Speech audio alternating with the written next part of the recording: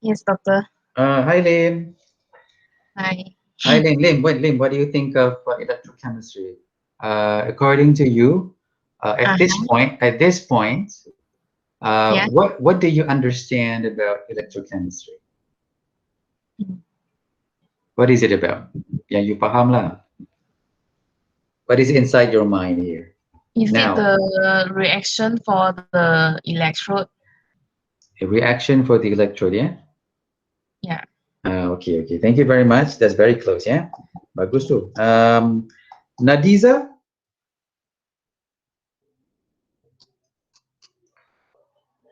Nadiza ada?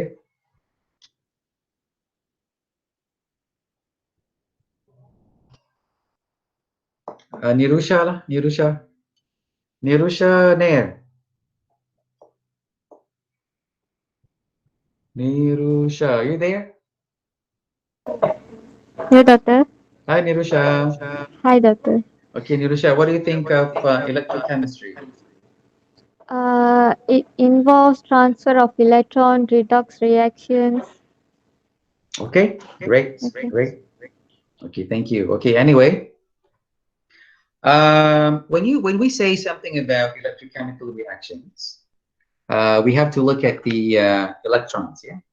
So in electrochemical reactions, so electrons are being transferred from one species to another. The key word here is transfer. It goes from one place to another place. So if you look at the screen now, we have a copper on the left hand side in a solid form, and then we have what is that on the right hand side? That's a silver. Yeah. So copper is being oxidized, and silver is being reduced.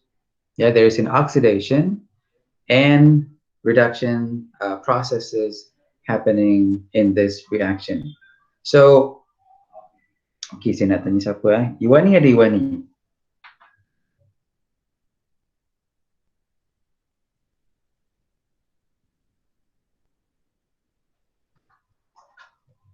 Iwani ada?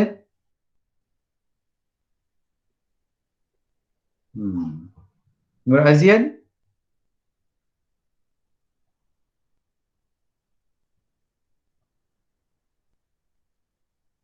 Fang?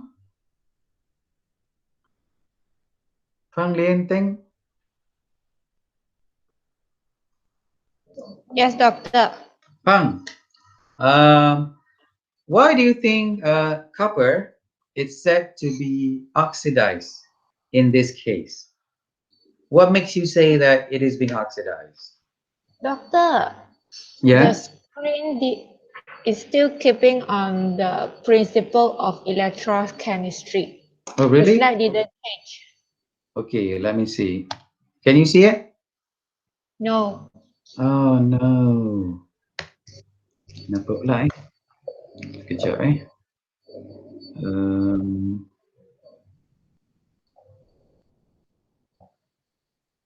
your tab. Sekejap.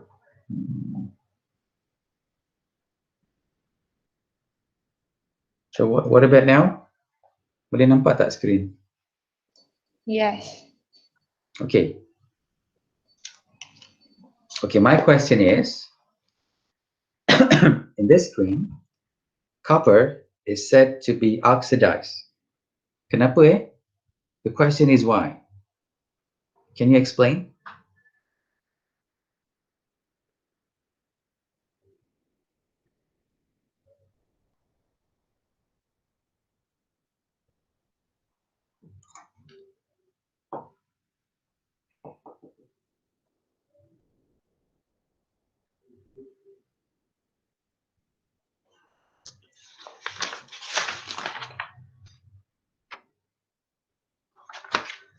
Are we losing signals here? Ke saya seorang je yang tak dengar? Because the copper donate the electron to the silver, Again, say again. the copper The copper. donate the electron Oh, to the Ag. Ag is silver, right? yeah, it's true. Okay. It's not wrong to say that. And then the Ag accept the electron donated from the copper and then reduce become silver solid. Oh, okay. I think that's correct too. So the point here is that when you look at the copper, it goes from 0 to +2 in terms of the oxidation number.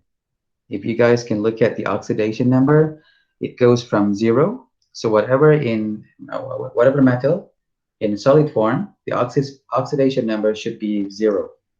And then it becomes +2 in aqueous state. So from 0 to +2, then we know that copper is being oxidized. Yeah. So the important thing to remember here is that electrons are neither created or destroyed during a redox reaction. They are just being transferred from one species to another species, from oxidized to that being reduced. Yeah. So the next question is, what does it mean by oxidation number? What do we understand about oxidation number? Sarah, Sarah.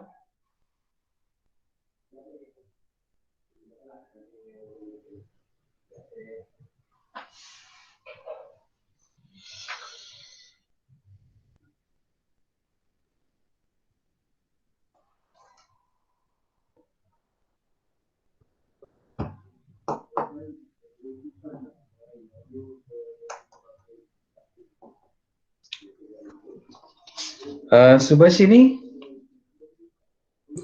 Yes, doctor. Hi, Subha. Hi, doctor. Subha, what do you understand about oxidation number? Is it the number of electrons? The number of electrons. Do you, if let's say this is the question in your exam, how would you answer that?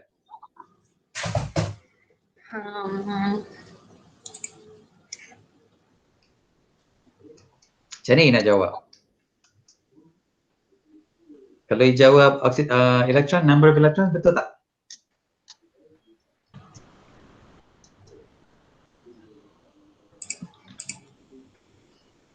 Cuba jawab. Oxidation number of electrons that atom gains or loses. Oh, okay. Very close, I think. I think you guys have learned this during high school kan? Mesti dah lupa kan? Betul. Okay, anyway, don't worry about that. We'll go through one by one. Okay. Thank you, Subha. Thank you, doctor. Okay, oxidation numbers. Actually, the oxidation numbers is supposed to be used in order to keep track of what loses electrons and what gains electrons. That is why we use oxidation numbers. If you look at the example here, if you look at the picture here, there is a chemical reaction taking place from zinc in a solid form. It becomes aqueous. It dissolves in the solution in the beaker in the presence of protons. If you add acids, acids will supply you with lots of protons, which is H plus. Remember, guys, you don't say hydrogen atom, hydrogen ion. It's proton. Okay? The right way to address H plus is proton. Then we know that it is H plus. So zinc here is being oxidized from oxidation number 0. It becomes +2. While your protons, your hydrogen is being reduced from +1. Now it becomes 0. So in order, remember, the key word is to keep track of what loses electrons and what gains electrons. That's why we use the term oxidation numbers. Okay, oxidation and reduction. A species, anything that is oxidized, it is oxidized when it loses electrons. So 0 from zinc, oxidation number 0, it becomes zinc 2 plus. So from 0 to plus 2, it is now oxidized. And then if you look at the hydrogen, from plus 1 to 0, it becomes reduced. So zinc loses 2 electrons to go from neutral zinc metal to the zinc ion, which is in the aqueous solution in liquid state. Again, the same with reduction. A species is said to be reduced only when it gains electrons. So in this case, we are talking about protons. Each of the proton gains an electron, and they combine to form hydrogen gas. Yeah, hydrogen is present in gas state at room temperature. Yeah. So what is being reduced is the oxidizing agent, and while what is oxidized is called the reducing agent. So you have to differentiate these terms, oxidizing agent and reducing agent. So oxidizing agent, if you are being reduced, and then if you are the reducing agent, if you are being oxidized. Okay. I think this one, you've done this many years ago, while you were younger, when you were in high school. I don't know, I think you should be in high school to do this, to do the balancing oxidation reduction equations. This is most probably the easiest way to balance the equation of an oxidation reduction reaction. You use the half reaction method. Okay, balancing oxidation reduction equations. It involves treating the oxidation and the reduction as two separate processes. And then you balance these half reactions. Then you combine them so that you get the balance equation for the overall reaction. Because what you want now is the overall reaction, the complete reaction that you can put in one scheme. Doctor, sorry Yeah. for interrupting. Yeah. The slide not moving again. Still keeping Oh, as slide 2. oh, really? I'm so tired Uh, doing this. Um, Kenapa dia tak pergi? Masih di slide 2 ke? Sekarang dah ada move. Dah ada. Okey. Kat mana sekarang? You all nampak slide mana? Oxidation number. Oxidation numbers. Okey. Ni dah nampak oxidation and reduction. We talked Yes. about what is being oxidized when you lose electrons, and then the next page, it's about reduction. Let me make it a slideshow. Can you see the slide? Now at oxidation and reduction. Okay. I hope it is moving now. All right. What about this one? The balancing oxidation and reduction equations. Okay, just stop me if you think that the screen is not moving. Is that okay now? Still on the screen slide of oxidation and reduction. Okay, now? What about now? No, the screen is not No moving. change. Okay, I think it's a bit Still the slower when it's still the same. Is it because of the specific sharing screen option? What should I do now? Not sure the interface.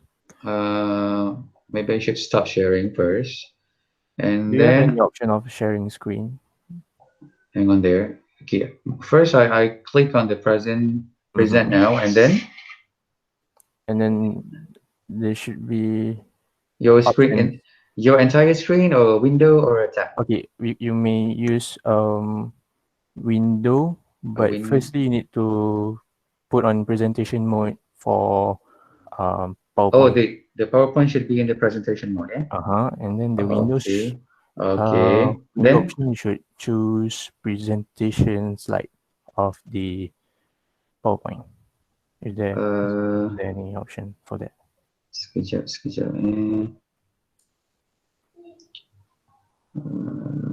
On the Is it Google Meet, on the Google Meet options. okay? Tadi ada choose Windows kan? Okay. Doktor ada nampak tak option untuk presentation mode for PowerPoint? Presentation mode of PowerPoint. Kat mana ya presentation mode dia? Ada kat mana? It should be macam dia macam akan tunjuk Windows lah, dia akan tunjuk okay, ini Windows untuk PowerPoint, tu Windows untuk Google Chrome, something like that.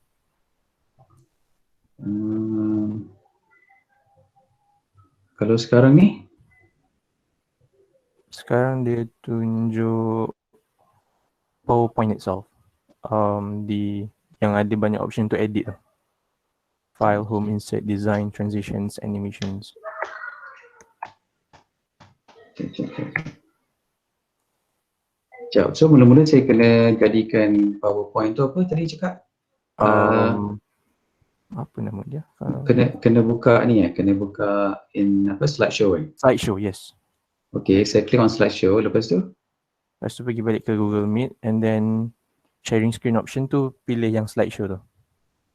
okay, kalau saya tekan slideshow yang kat PowerPoint, nanti dia akan keluar slideshow kan? And then macam mana saya nak patah balik ke apa tu?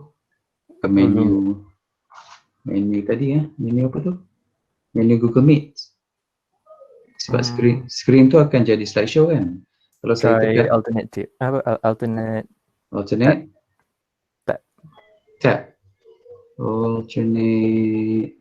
tab saya.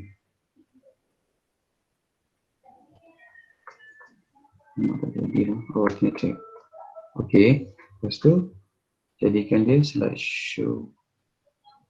Cek.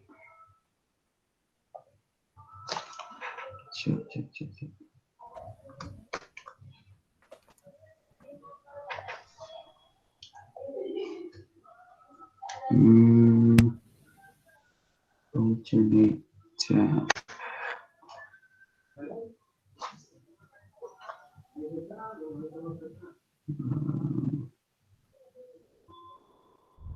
Alternate tab tu should be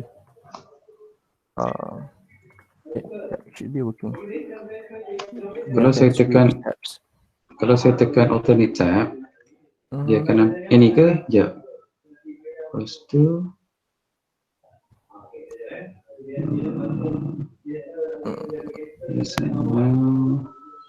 window macam ni ke?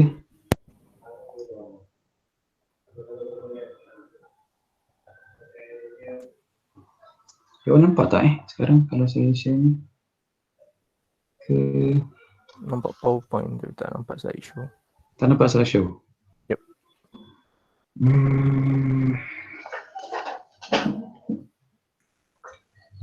Kejap ni. PowerPoint tak nampak slideshow.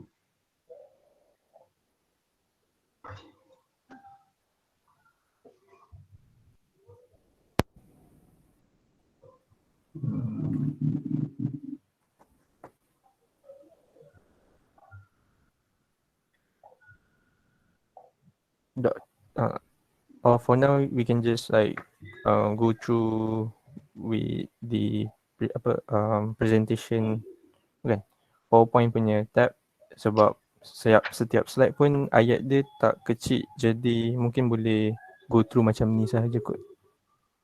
Go through macam mana? Just the way it is, but not slideshow mode. Oh, bukan slideshow mode. Oh, kalau saya buat slideshow dia jadi macam tadi? Tak gerak. Alamak. Okay, so tak boleh jadikan slideshow? For now, I guess. For now. Sekarang ni nampak tak? Sekarang nampak. Better than tadi ke macam mana? Better than not moving. Okay. Sorry for this. I need to sort this out later on. Tapi we need to continue. Okay, tadi kat mana tadi? Where were we now? Balancing oxidation reduction equation. So balancing oxidation reduction equations. Okay, kat sini siapa? Okay. Just set page 9. So balancing oxidation reduction equations. Just like I said, we treat them as two separate processes. The oxidation one is one process, reduction is another process, and then we do balancing. Finally, we combine these two processes, oxidation process and reduction process, so that we get the balance equation for the overall reaction. So normally biasa soalan yang kita akan tanya, we will give you two sets of equations. One is reduction, the other one is oxidation, and then kita akan minta you all buat cari dia punya overall reaction atau complete reaction scheme. So this is the method that we use. Is the slide moving now, at least? Yes, Doctor. Okay, sorry for this. Nanti saya akan cuba solatkan masalah ni ya. Okay, have reaction method. The first thing that you need to do, you need to assign the oxidation numbers to determine what is oxidized and what is reduced. Okay, saya rasa I don't want to go through one by one. Untuk setiap satu proses ni, you can do it on your own. Kita akan pergi terus kepada soalan dia lah. Let's say we do some exercise here. Okay, this one. Boleh nampak gambar ni tak? Can you see the screen? Ada tentang manganese, permanganate dengan oxalates. Yes, Boleh. Okay. So the question is, write a complete reaction scheme for an overall reaction for the following case. Okay, kalau if you look at the picture now, you nampak yang dalam there's something inside the beaker. And the first picture on the left hand side, yang gambar beaker tu ada transparent liquid inside it. Kat dalam tu yang warna putih, larutan putih tu, yang tak ada warna tu, you rasa apa? Which one is permanganate? Which one is oxalates? Permanganate is MnO4 minus 1 actually. Silap saya ada kat situ, patutnya it's uppercase kat situ. MnO4 minus 1, it's an anion. Yang transparent tu larutan apa? Is it the larutan permanganate ataupun oxalate? What do you think?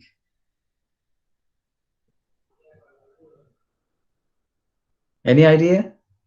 Siapa-siapa nak bagi pandangan?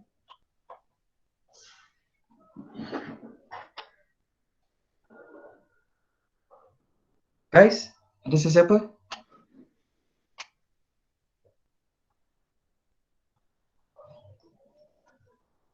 Can someone say something? Macam saya tak dengar siapa-siapa, kosong je.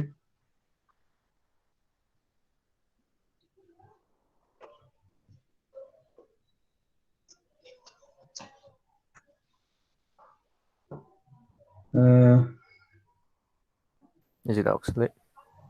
Which one? Yang transparent ke ataupun yang berwarna? Transparent. Transparent tu di oxalate? Yeah. Okay, actually yang transparent tu adalah permanganate. Okay. Okay, then we have permanganate. Kita masukkan permanganate oxalate tu, titik-titikkan masuk dekat dalam larutan beaker yang ada permanganate. Then you get this reaction. Kalau if you look carefully, C2O4 minus 2 oxalate is an dianion. Dianion maksudnya charge dia 2 lah, minus 2.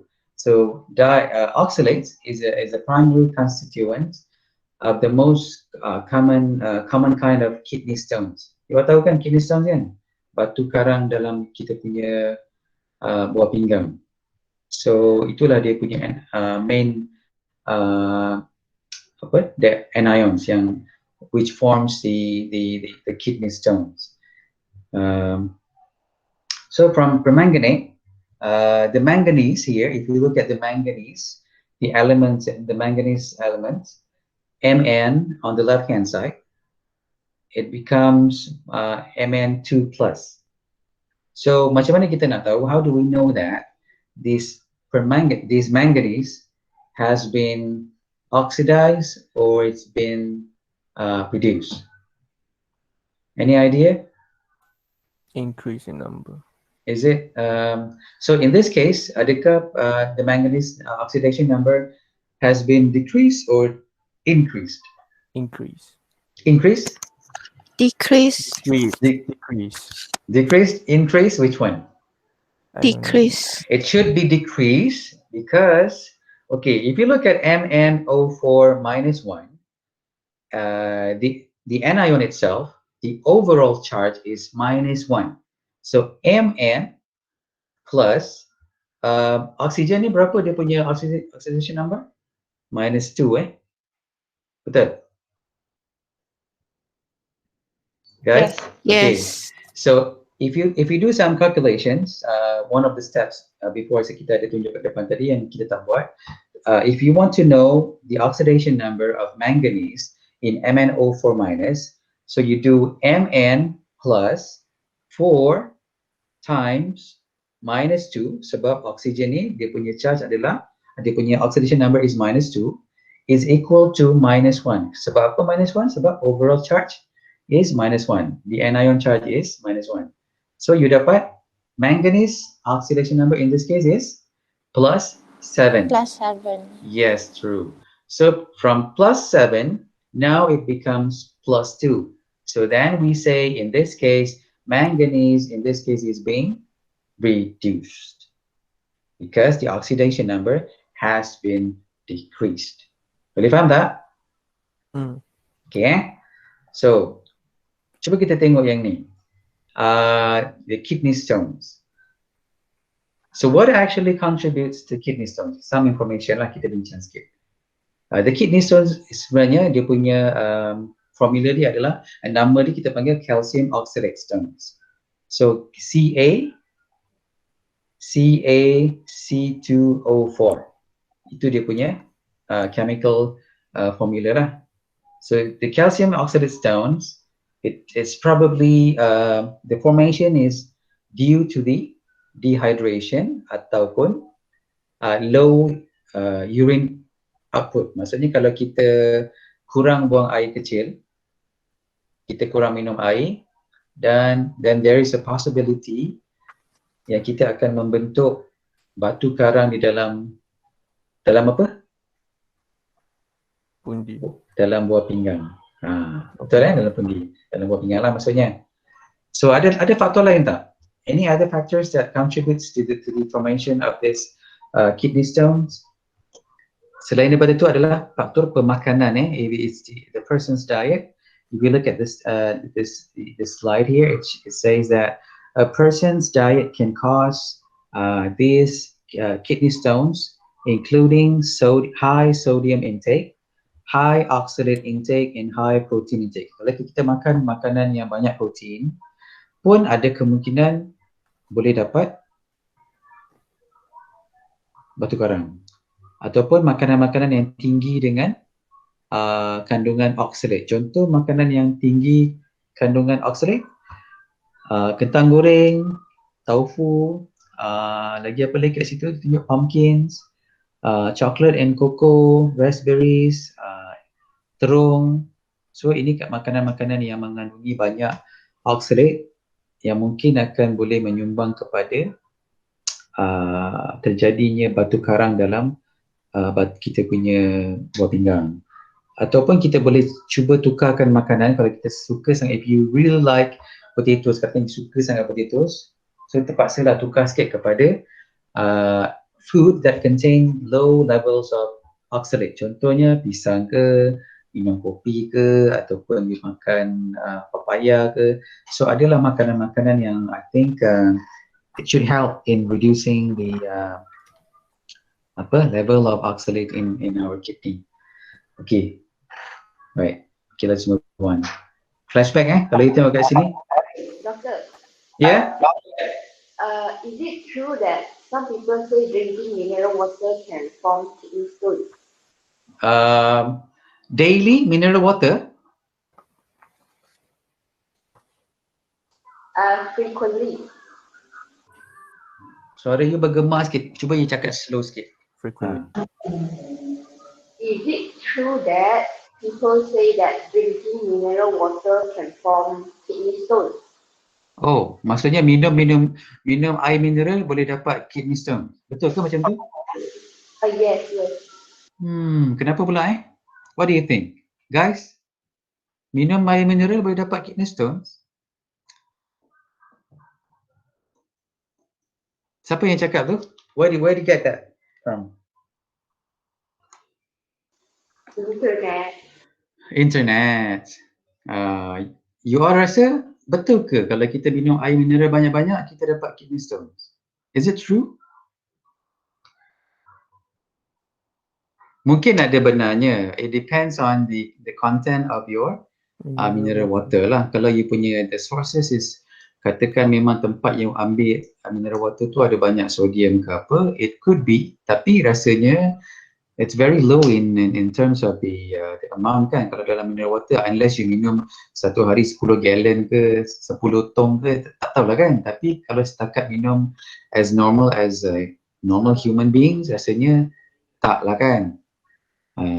Ada banyak factors actually is contributing to the formation of kidney stones. One, if your health, the health condition, the food, not only from the mineral water. Mineral water ni saya rasa very small lah contribution dia, unless kita ada water filter yang bagus kat rumah kan, that will filter all the minerals yang kita tak nak. Tapi susah lah kan actually sampai ke level tu nak buat. Betul tak? Yes, yes. Okay, can we move on?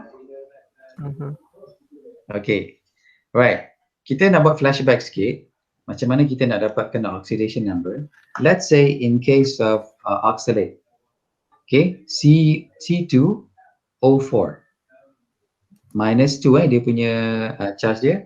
Macam mana kita nak tahu apa kita kena buat kat sini? Sekejap Okay, let's say kita tengok reaction ni. Kita ada manganese MnO4 permanganate dan kita ada C2O4 which is the oxalate anion. Kita tahu dan that manganese has been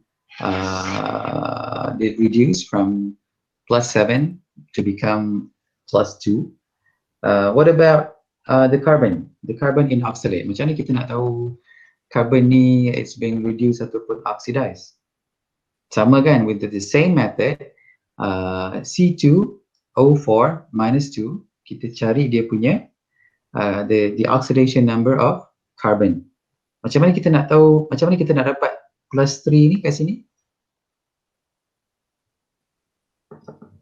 Any idea? Macam mana you nak tahu carbon oxidation number in this case? Di sebelah on the left hand side tu adalah +3. 2 times C. Okay. And then 4 times -2 2 equal to -2. Yes. So then you will get +3. That's why we know that the oxidation number for carbon in this case in oxalate asalnya adalah +3, and then when it becomes carbon dioxide, CO2. So macam nak kira oxidation number for carbon dioxide? The carbon for in carbon dioxide. So C plus 2 times -2 is equal to 0, because anything that is in gas phase, the oxidation number should be 0. So in this case, we get C is equal to +4. Jadi kita tahu the carbon is being oxidized. Betul Because the oxidation numbers goes from +3 now becomes +4. All right. Same here. Ini sebenarnya just the jalan kerja dia. How do you get the macam mana you nak dapatkan half reaction? But I think I should skip this one. You can read it on your own. Senang je sebenarnya. Sudah belajar ni sebenarnya. Mungkin nak kena flashback sikit-sikit aja kan. So and then you do the same with manganese and all other anions yang terlibat dalam reaction. And then you do balancing. Okay. Finally, you combine those two half reactions so that you akan dapat the complete overall reaction. So last kali bila you dah buat semua all the steps, then you akan dapat this is the one that you want. Saya rasa ni pernah masuk dalam SPM kan? Betul tak? Masa chemistry, masa subjek chemistry ada belajar ni. Betul tak? Ada. Ke dah lupa? Okay, you guys okay with the half reactions and the cara macam mana nak dapatkan overall reactions? So far okay ke? You all rasa faham tak macam mana nak dapatkan a complete reaction scheme? Guys? Understand. Understand Tak ada masalah kat sini This is just a flashback. Okay ke? Ada siapa-siapa yang rasa macam mana doktor dapat plus 7 ni, macam mana dapat plus 5 ni? Ada masalah ke? Do we have issues here? Ada? Tak ada? No? No. Okay, thank you very much. I will just proceed with balancing. Kat sini kita dah buat tadi. Okay, let's talk about voltaic cells. Mesti you dah pernah buat kan? You've done this kind of experiment. Let's say you masukkan apa dalam yang biru tu warna apa sebenarnya? What is actually that blue solution? Do you think that's a copper or that is zinc? That should be copper, right? So copper biasanya ada warna sebab it can form complex complex molecules. So you masukkan dalam let's say in the beaker you have a copper solution, and then you add in a piece of zinc metal. Nanti you akan dapat zinc tu akan bertukar menjadi warna hitam. So what is happening in this case? Apa yang berlaku kat sini? Agak-agak you lah. Anyone?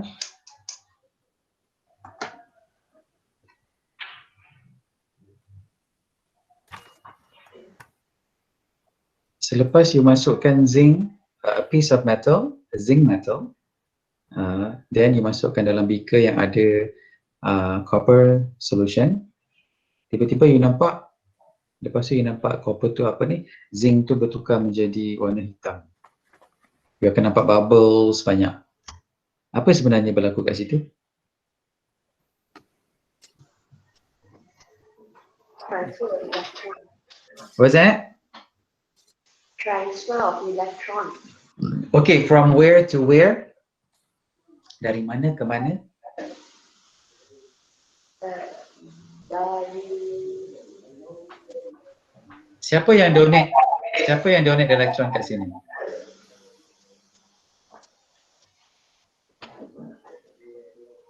copper. Copper Yeah. Copper being oxidized or copper being reduced?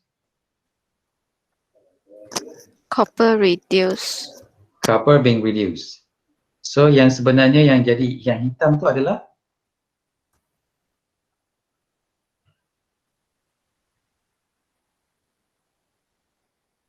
copper. So copper being reduced Kalau you perasan, you tengok dalam solution tu, copper solution, the color of the copper solution jadi a bit milder. Dia jadi kurang kan? Jadi dah tak berapa biru sangat. It becomes light blue. Kalau you nampak from physical observation lah.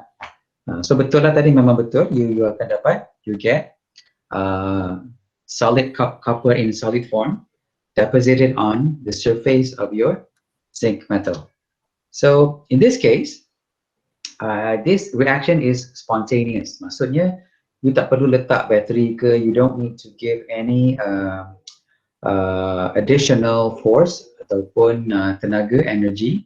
Tapi reaction ni berlaku dengan sendirinya. So in spontaneous oxidation reduction, kita panggil dia redox reaction lah. Redox means ada dua proses yang berlaku at the same time, oxidation and reduction.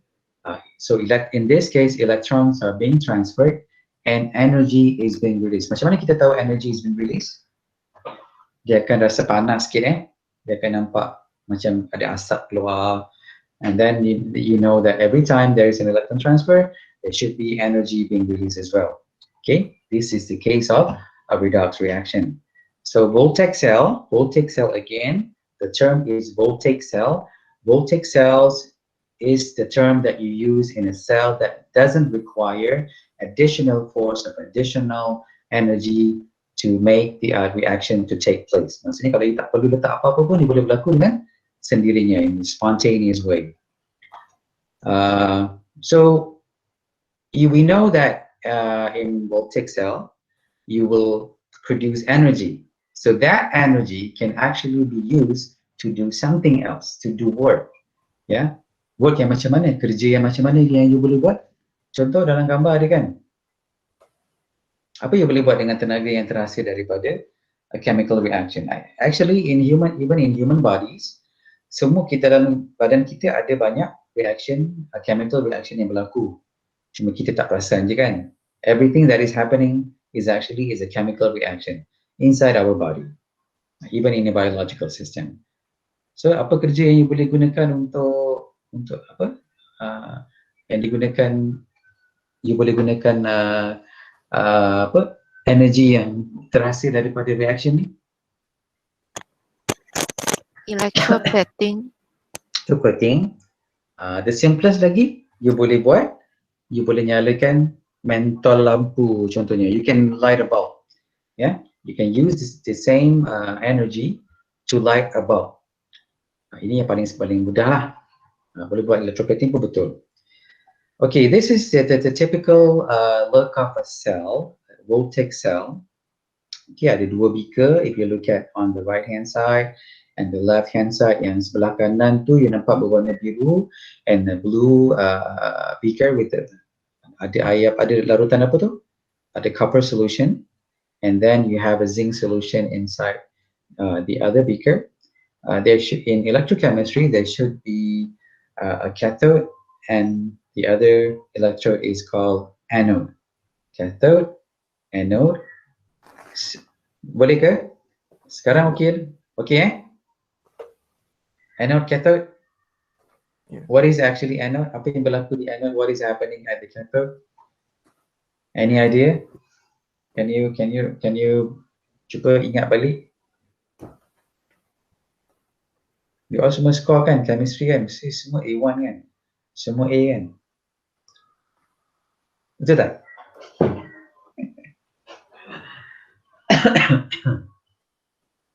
So kalau you tengok kat sini, the oxidation happens at the anode. So oxidation means you are producing electrons. Someone is being oxidized.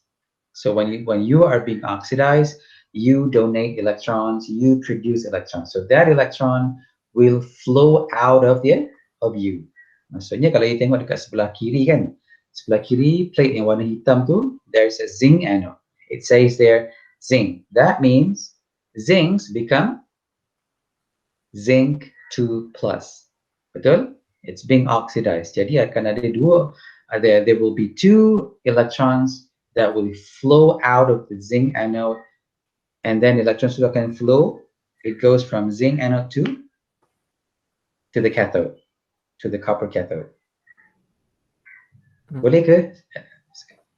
At this point, okay? Yes. Okay. And then what about reduction? Kat mana yang berlaku reduction? At the cathode. So at the cathode receives those two electrons from anode.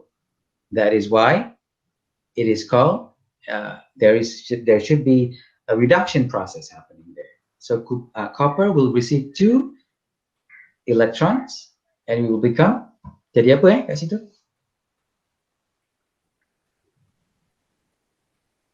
Copper 2+, dia akan terima dua elektron, jadi you akan dapat, you will get more copper deposited on the cathode.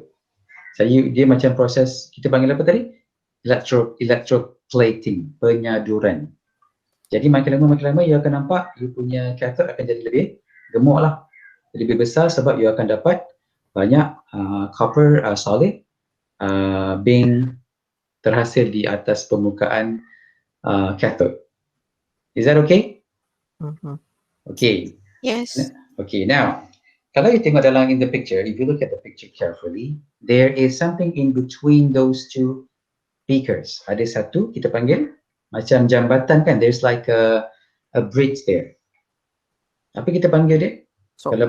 Salt bridge, yes. Okay, what is the salt bridge for? Kenapa kita perlu ada salt bridge? Complete circuit. To complete the circuit. What does it mean by completing the circuit? Apa maksudnya melengkapkan litar? Kalau kita tak ada salt bridge jadi macam mana? What happens? There's no movement of electricity. Okay, when we remove the salt bridge, the reaction will stop. Ya, mula-mula dia akan jalan, tapi lepas tu tiba-tiba no more reaction. Because the electron tak boleh nak transfer kan? Betul tak? So for every single one electrons yang pergi daripada from anode, macam nak cakap when you lose one, let's say kita kata if you lose one electron dekat anode tu, at the anode, if you lose one electron, then that anode is actually jadi berapa sekarang dia punya electron, dia punya charge dia? Kalau you hilang satu, you akan jadi plus 1 lah kan? Betul tak? Kalau you hilang satu elektron, mula-mula you neutral. You ada satu elektron, you ada satu proton. You pun you punya elektron pun keluar daripada badan you. Jadi you akan jadi plus 1 kan, charge you overall. Sebab dah hilang.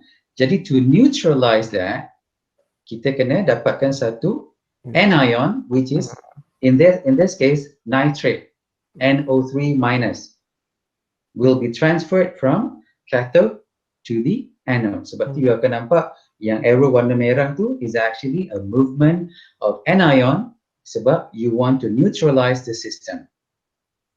Faham Okay, the same with whatever happens at the cathode. Sekarang cathode dah jadi terlebih satu elektron kan? It has an extra 1 electron, let's say. Jadi it is now the overall charge is sekarang -1. Betul? Betul. Okay, to neutralize that, something positive has to move from anode to the cathode. So apa yang transfer? Sodium ion. So sodium ion will be transferred from anode to the cathode. So you punya overall charge akan sentiasa jadi neutral. So then the reaction will take place sampai habis. You punya zinc anode tu dah habis. Then it will stop. Okay, so faham kenapa kita kena ada salt bridge? Is that okay? Okay. Okay, you guys boleh explain kalau kita dalam, let's say I put it in the test, then I said why should we have a salt bridge in a voltaic cell? Boleh explain? Sure. Okay, I hope so. Boleh Kalau tak faham juga nanti kita akan buat lagi sekali. Okay, then the same diagram. Even if only one electron flows from the anode to the cathode, the charges in each beaker will not be balanced. Saya dah sebut tadi lah, saya kata it's just the same explanation. Okay, kenapa kita kena ada salt bridge, and then we talk about the movement of cations. Kenapa kita kena ada movement of anions? So electrons are moving from anode to the cathode. Kenapa? Any idea kenapa tak boleh terbalik? Kenapa electron tu tak move from cathode to anode? Apa sebab dia? Tak boleh terbalik kan? Boleh tak kalau kita, okay, let's say sekarang you terbalikkan, you put copper jadi anode and zinc become cathode. Jadi tak reaction ni? If you replace these two, zinc jadi, tak dengar apa tadi, siapa jawab? Ada sesiapa nak jawab? Boleh tak kita tukar position?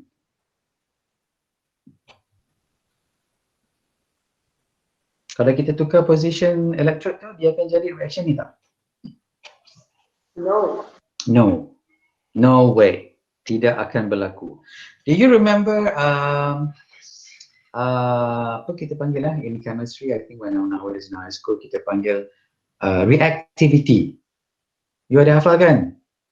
Lina, kena, raba, apa semua kat bawah tu kan? Sampai kat bawah. Remember?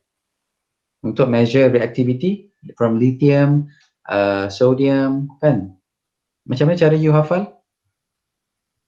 Ingat lagi tak?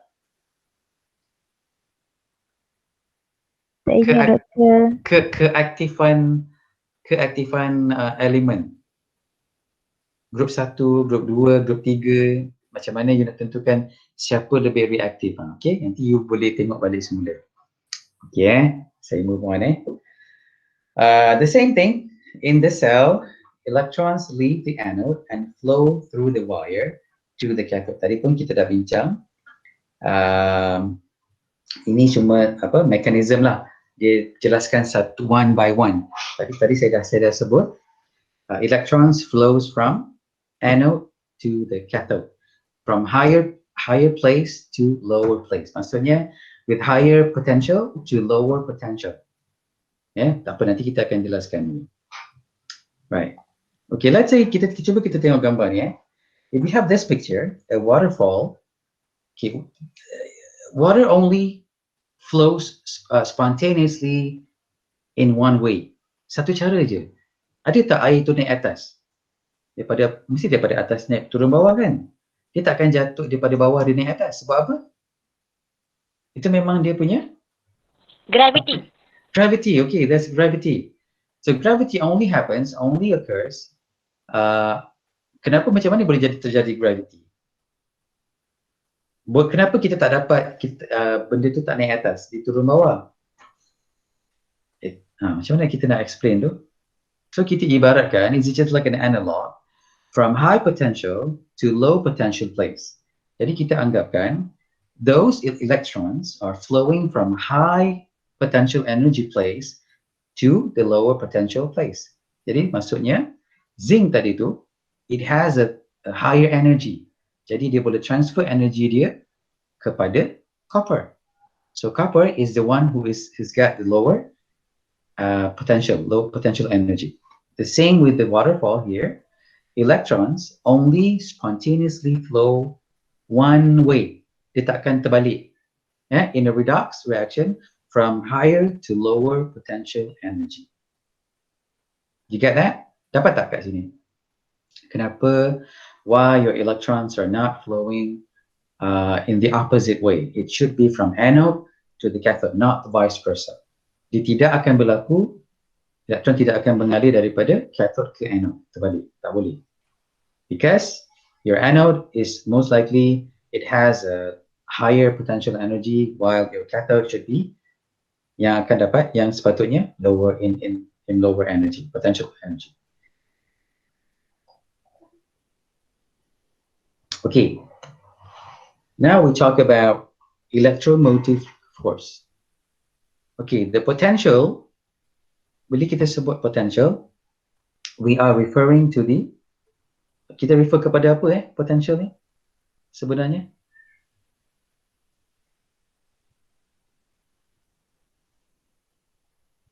Potential energy. Kita sebut apa? Potential energy in cells. We are talking about the voltage, the energy.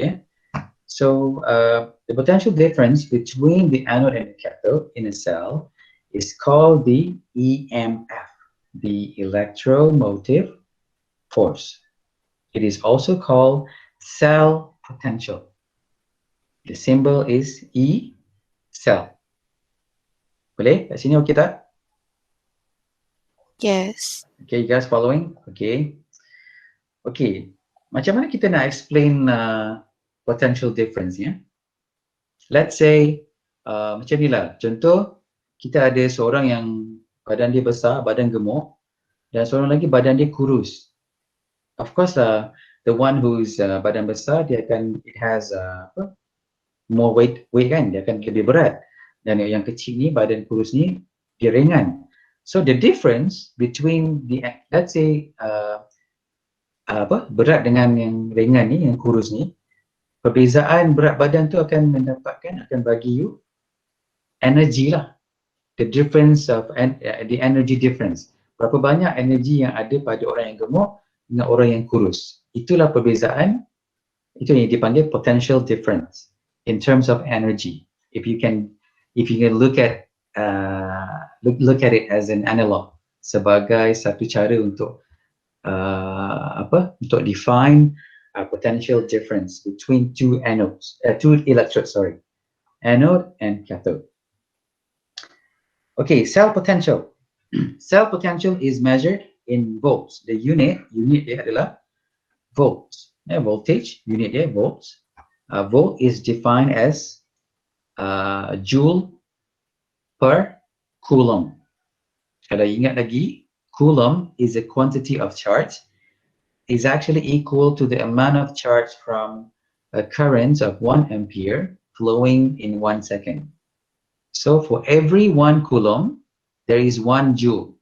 Joule is the unit for energy, for heat. You perasan tak? Kalau you beli yogurt ke makanan apa-apa, kilojoule per mole. Ada berapa banyak energi yang ada dalam makanan you. So 1 coulomb is equal to the charge on 6.241 to the power of 10 to the power of 18 protons ataupun electrons. Okay, ini saya cuma buat flashback saja.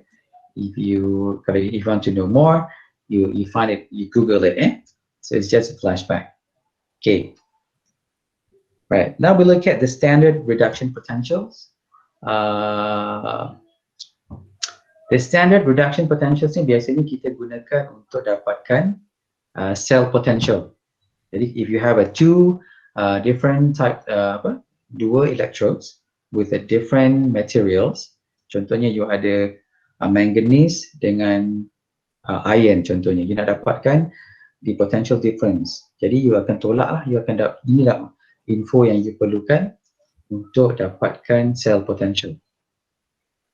Okay, the standard hydrogen electrode ni, kenapa kita gunakan, why we use hydrogen electrode as the reference? Because the reduction potential for hydrogen is 0 volts. So itu sebagai baseline dia.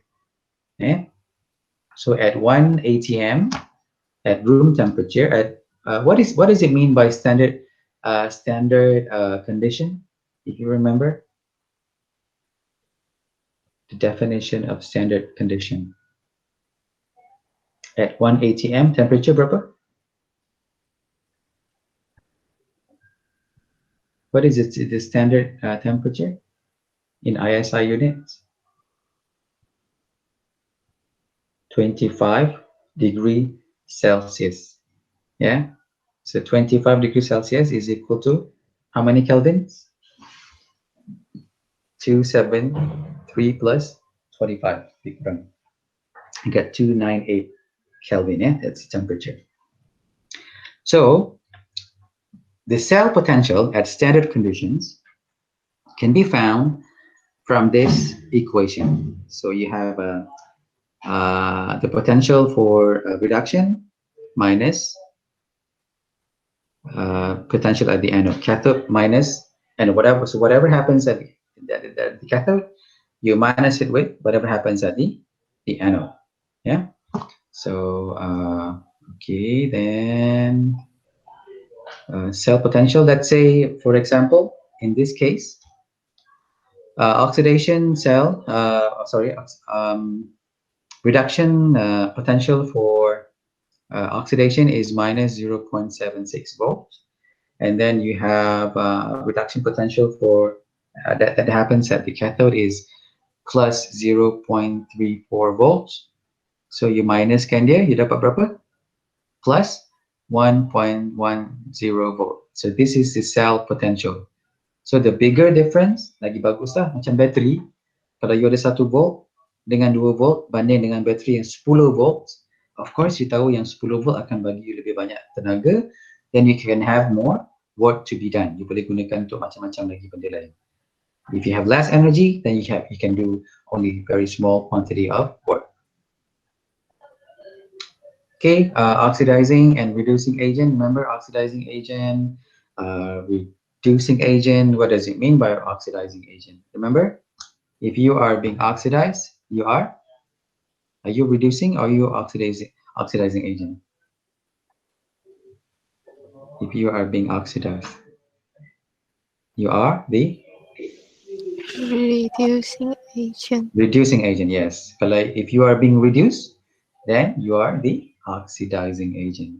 Okay, so if you look at the picture here, if you look at the diagram here, the strongest oxidizers have the most positive reduction potentials. But if you are a strong oxidizer, most probably you will have a very positive reduction potential. So then we know, kalau kita nak tahu, we have two different types of elements, kita nak bezakan mana satu yang which one is the stronger one in terms of as an oxidizer. Then you kena tengok, you have to look at the value.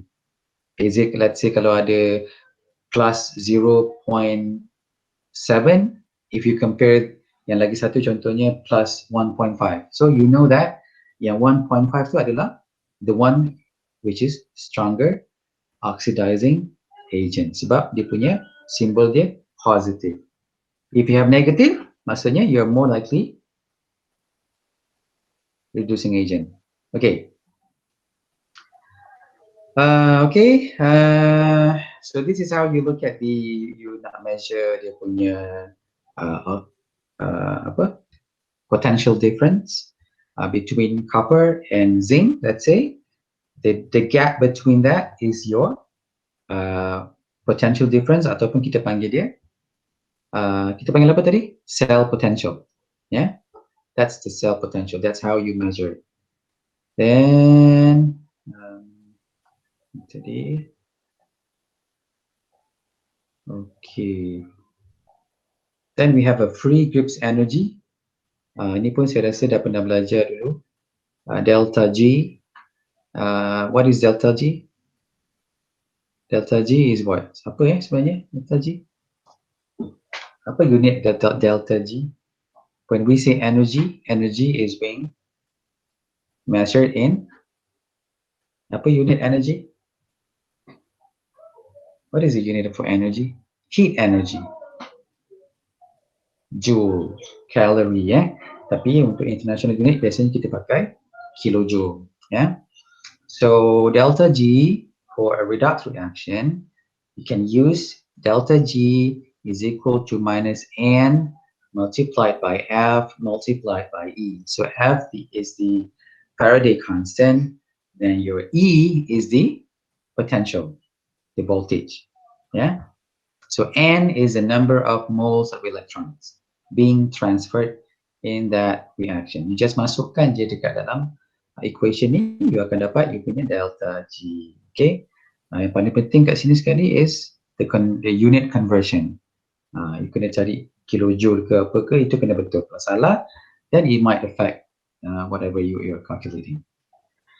And then, under standard condition, delta G is equal to N minus N F E naught. Apa maksud naught tu? Naught tu maksudnya at standard condition at 25 degrees Celsius and at 1 atm. The pressure is 1 atm. Actually, kita boleh juga gunakan Nernst equation. Bila kita nak gunakan Nernst equation? Nernst equation, we use this equation when you want to determine the cell potential yang bukan pada standard condition. Standard condition means at 25 degrees Celsius and at 1 atm. Let's say you kata this reaction takes place at pressure sama dengan 2 atm. Then you tak boleh bagi pakai persamaan yang biasa ni. You kena guna Nernst equation. So this is Nernst equation, N minus N Fe is equal to blah blah blah kat sini. So you kena masukkan lah, just masukkan value sahaja. So to make it short, you can actually represent the Nernst equation Kalau you gunakan base 10 logarithms, ini yang equation you akan dapat. E is equal to E naught. E naught is the potential at standard condition minus yang sebelah kanan tu. So whatever NF divided by 2.30 blah blah multiplied by logarithm Q kat situ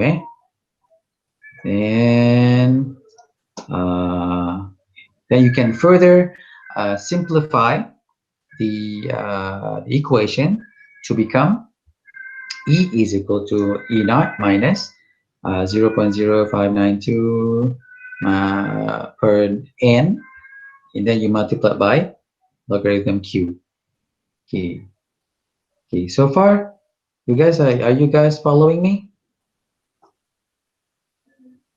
Yes. Okay, thank you very much. Then some applications of oxidation and reductions, application of redox reaction. So in our daily lives, tentu ada some applications that you can relate yourself to. Apa contoh yang paling dekat sekali? Yang alat yang menggunakan konsep redox reaction. That means at the same time there will be oxidation and at the same time there will be reduction. Battery, So your battery works based on the principle of redox reaction. Something is being oxidized, something is being reduced, and then you get the cell potential. So in this case, katakan you tengok bateri ni ada PbO2. Apa maksud PbO2 tu? Nama dia apa? Plumbum oxide ataupun dipanggil dia lead oxide. Ya, jika PbO2, bateri ni will give you about 3.0 volts. Okay, this is just one of the simplest examples. Kemudian you also have a plant microbial fuel cell. You can actually use microbes to actually generate electricity using the same principle. Maksudnya ada something is being oxidized, something is being reduced. Of course, you can letak anode and of course you can letak cathode. So in this case, kalau you tanam pokok kan, you have a plant, you put in between that plant, you letakkan dua electrodes, one is anode and one is cathode. Nanti you akan dapat, actually you boleh nampak, you boleh nyalakan sebiji, let's say sebiji mentol. Sebab apa? Because of what? Something will be oxidized at the anode and something will be reduced at the cathode. And then from that reaction, it will release energy, and that energy is captured by the mentol lampu. Dan you akan nampak dia menyala. So you tahulah sebenarnya reaction ni untuk case ni juga, it is a redox reaction in microbial fuel cell. Macam mana, what is the role of microbes in this cell? So the microbes will help in decomposing ataupun demineralizing whatever organic matter inside the soil, and then from that reaction you would release electrons. That electrons will flow from anode to the cathode. Sama macam yang kita buat dekat dalam cell tadi yang simple tu. The same principle. Okay, this is one of my research area lah. Saya use microbes to do decomposition. We use microbes to do composting. So in that reaction akan ada electrons being released. Ada yang being oxidized, something will be reduced. So finally, last kali as a take-home assignment, saya nak you buat sikit kerja homework sikit. You tolong cari list out a few more applications of electrochemistry, redox reaction, in your daily lives. You can upload a 2 pages short report, 2 page on e-learning by this Wednesday. I'll open another folder for this assignment. Okay, any questions so far?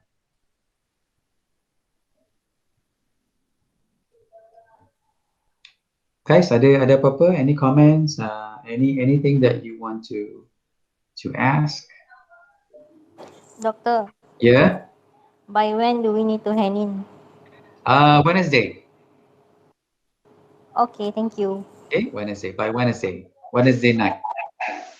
Doctor, Yeah. your report is based on what we have learned today or based on applications of electrochemistry? Yes, yes. Application of electrochemistry ataupun applications of redox reactions. Yeah. Either one lah. Okay, saya betulkan sikit. Redox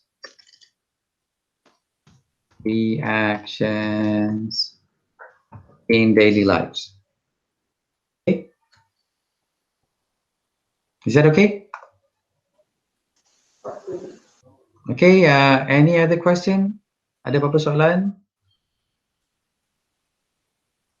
You guys okay dengan lecture ini? Sorry about the technical issues. Apart from that, is that okay? Yes, okay. Okay, guys. I hope to see you again this Thursday. Okay?